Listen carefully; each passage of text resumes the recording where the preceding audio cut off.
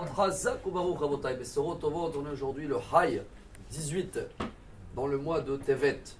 On est dans un Chumash, tout un livre qui porte son nom, Chumash Shmot, selon le Ramban, le Nachmanite. Il appelle ce livre le livre de Galout et Géoula, l'exil et la délivrance. Parce qu'on doit apprendre comment on se comporte pendant l'exil et si on arrive à tirer des messages de cette paracha, et ben chaque jour on peut déjà créer une délivrance dans notre situation un petit peu compliquée ou exilée. Mais je me rappelle, il y a 3 ans ou 4 ans, on avait parlé de cette paracha aussi, elle s'appelle Shemot. Shemot, c'est les prénoms. Bon, on avait dit bien sûr que chacun qu'il a un prénom hébraïque ou qu'il n'a pas, mais en tous les cas, il faut l'avoir et être fier de ce prénom, car grâce à ça, on est sorti d'Égypte. Mais aujourd'hui, on va essayer de partager, c'est même pas une histoire, c'est une réalité, de savoir que justement, on n'est pas des numéros. Hein. Quand on dit Shemot, prénom, c'est chacun il a une histoire. Et si on peut, dans chaque histoire, comprendre qu'est-ce qui se cache derrière, alors je crois qu'on a compris pourquoi Moshe a été choisi pour délivrer le peuple. Il y a un grand rabbin, il est toujours vivant, il s'appelle le Rav Israël Meir Hager, c'est le rabbin de Vizhnitz. Vous avez entendu parler sur la chassidoute de Vizhnitz? C'est une chassidoute comme il y a Chabad, Breslev, Vizhnitz, avec des dizaines de milliers de personnes. Et une fois, il y avait quelqu'un, il n'y a pas longtemps, il a marié son fils, c'était son dernier fils. Il est venu inviter le rabbin, qui fait également la choupa.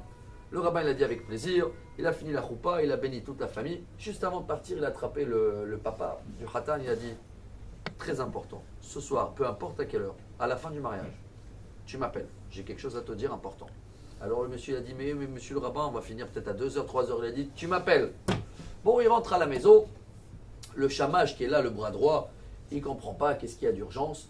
Et le rave, avant d'aller dormir, à 2h du matin, il lui dit « Téléphone, il sonne, tu me réveilles. » Justement, le téléphone a sonné une demi-heure après, 2h30, 3h moins 20. Il le réveille. Et bon, le chamash, il écoute bien, c'est un silence. Il voit le rabbin qui dit au monsieur « Alors, comment c'était le mariage? La choupa, ça s'est bien passé? L'orchestre, j'ai vu, c'était top. Le repas, les desserts, les serveurs. » Et il commence à le parler pendant 5 minutes sur les détails. Bon, Baruch Hashem, Mazal Tov, que des bonnes nouvelles. Là, il a Tov. Avant d'aller dormir, le chamash, il a dit, je ne comprends pas, monsieur le rabbin, vous avez une journée tellement chargée, avec des dizaines de milliers de personnes qui sont à vos charges, les joies, les cimetières, les mariages, c'est ça, 2h30 du matin qui était urgence. Et voilà le message du jour à Botaï. Il a répondu à son chamash, il a dit, tu sais que ce monsieur-là a perdu sa femme il y a quelques années, c'est son dernier fils, et ce soir, c'est la première fois qu'il va dormir seul, lui avec les murs. Et tu t'imagines tout ce qu'il peut penser, sa femme elle n'est pas là, son fils qu'il habitait avec lui, le dernier il n'est plus là. Avec qui il va parler? Sur qui il va se charger? Sur les murs? Alors je voulais qu'il m'appelle pour qu'il sache que je suis là, pour l'écouter. Voilà, Rabotaï, des images, des messages qu'on apprend de Moshe Rabbeinu. Vayar besivlotam. Quand il était là, il a vu quelqu'un en Égypte, il souffrait. Viens, je l'aide, toi, qu'est-ce que tu as besoin? Si on arrive à vivre comme ça et de voir chacun comme un prénom et non pas comme des numéros de Teudat Zéout ou je ne sais pas quoi, alors dans ce cas-là, on arrive à sortir de l'exil, la délivrance. Excellente journée. Amar Rabbi Elazar, Amar Rabbi Hanina. Talmidei Chachamim Rabbi